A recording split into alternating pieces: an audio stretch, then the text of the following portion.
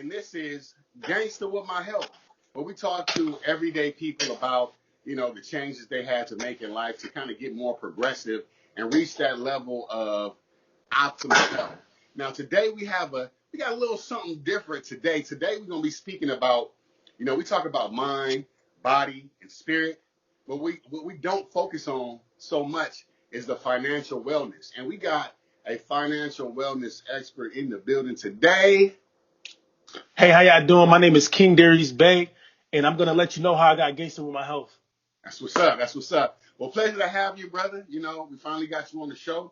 I see you ripping and running around Facebook, man, doing your thing. Helping people with all types of stuff. So let's go ahead and roll right into it, man. Tell the people who you are, where you come from, and a little bit about your background. So, my name is King Darice Bay. I'm from New Haven, Connecticut. My background is pretty much helping people. I always help people like my whole life, and I even came from the field of human services. That's pretty much like social work, where you working in halfway houses, you working with mentally challenged people. I worked with kids as well, like I did youth violence prevention, and I also did the Big Brother Big Sister program, and I got a list of other things that I do in my community.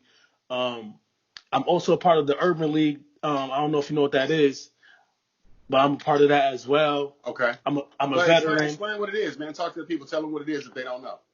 So there are people pretty much nationwide who want to see a change in their community. So they become part of sororities, fraternities, or programs that's organized to help people, take them to the next level. It could be mentally, it could be financially, it could be physically, or whatever. So I'm pretty much the person that's versatile in all different fields. I'm a veteran. I work with people, like people from all over the United States even call me when they're going through things in their personal lives, and I don't even know them personally.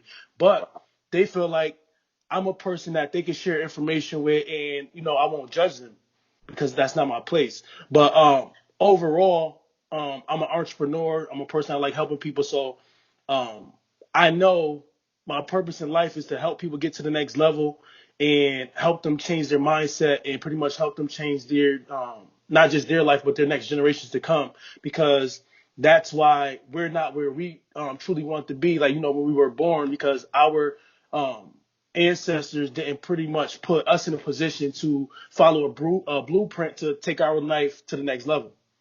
Right. So let me ask you this, man. As far as how did you actually get into all of this stuff, as far as like really being serious about getting ahead financially? So pretty much, I always been like a kid. Like I could save $3 for 3 months. Like, okay. You know what I mean? I had homies like that. Yeah. Back in the day, you go to the store, you able to get a soda. They got the soda, the chips, the candy. Yeah. So I was always able to like save money. I wasn't like, even like as a teenager, I wasn't a kid that was peer pressure into doing anything that the other people did. Like we probably were around each other, things like that. But only thing we probably had in common was like girls and getting dressed. But other than that, like I wasn't into like smoking weed. I wasn't into the other stuff that they were into. Like, and honestly, I don't know why they smoked weed. I'd rather get paid for selling the weed than to smoke it. Like, you know what I mean? So I was just always different. And I got into really taking it serious when in 2012, I think I had child support on my credit report. Okay. And like I was with my daughter's mother. I'm like, listen, man, you got to do something. Like I took her to court. Right. I took her to court, got joint custody, and we got child support removed off of my credit report. And then they said, listen, you still owe her $900. So I had her write a letter saying I gave her $1,000. So I got that off my credit report. And then like from then, like I was like, geared towards fixing my credit and getting my credit better and different things like that. So how I got into like financial literacy or this industry, I had like a old coworker. They were like, listen, you can pretty much get paid to help people fix their credit. You're going to be educating them on, the matters of finance and financial literacy. So November 4th, 2016, I joined the company and the business, and I've been doing that ever since. I did it part-time at first because I was driving trucks for Budweiser, and I was Okay. delivering beer. So I was pretty much putting my flyers, my business cards all over my state, all over Connecticut, from the north part of Connecticut to the south part of Connecticut. Right. And December 6th, 2019, 4 months ago, actually, I was fired from my job because I had a dentist appointment. And with my job, you only could get 7 book offs in a year.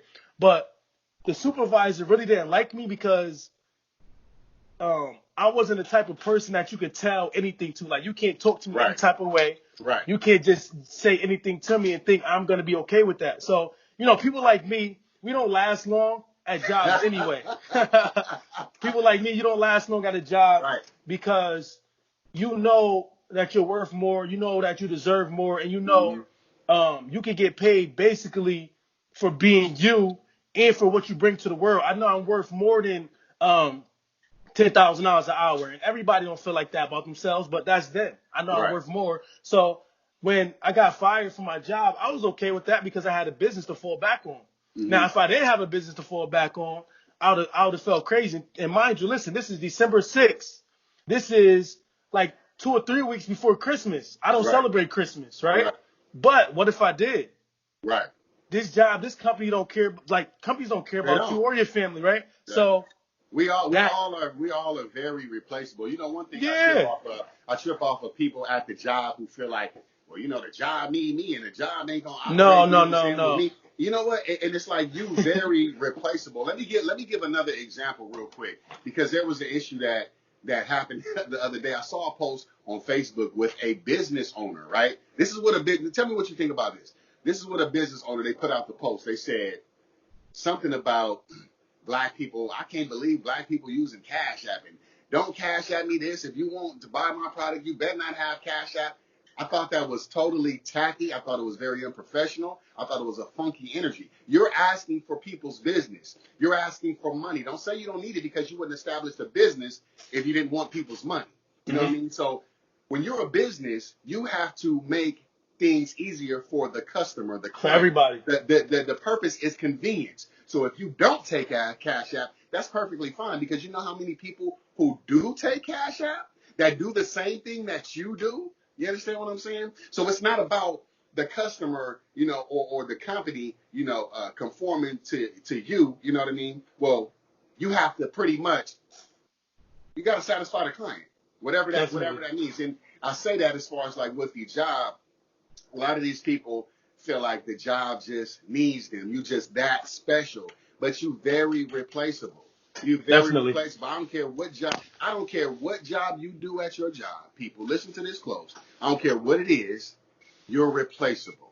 Okay. Now, if you think you higher up and you out of work for 2 days and shit goes haywire when you back after them 2 days, so what? They can still replace you and get somebody to do that same job. You know what I'm saying? You special, but you not special. You know what I'm saying? I'm saying, you feel me on that? Yeah, definitely. That's a fact, man. Like, even if you died, the next Monday they're gonna have somebody else in there. Like, you know what I mean? Hello. Like, Right. so while listen, there's nothing wrong with a job. Let's make that clear. There's nothing Right. wrong with a job. But on your days off, you need to be working on your own craft. You need to be working on your own business. Mm-hmm. If not, you're setting yourself up for failure. And not just you, because your life don't only belong to you. Your life Right. belongs to the people that comes after you. So you set your family up for failure. If you lose a job, you don't got nothing to fall back on, you're done. And if you work a job for 20 years, you're still done, because you can't pass a job to your kids. Exactly. You need to create something that you could pass to your next generations to come, so that you will live on. And not only that, so you can teach them to be their own boss and to go out here and create whatever they want in life. Listen, we shouldn't be worrying about dying to get to heaven. We should be creating our heaven now. We should be focusing on what we want now. Don't wait to die. Don't wait till you get old and want to drive a nice car. Like, I see all the old people. Listen, nothing against old people. I see them, like, they work 20, 30 years and they're retired. They got, like, nice cars now. Listen, I deserve a nice car today. That's right. That's right.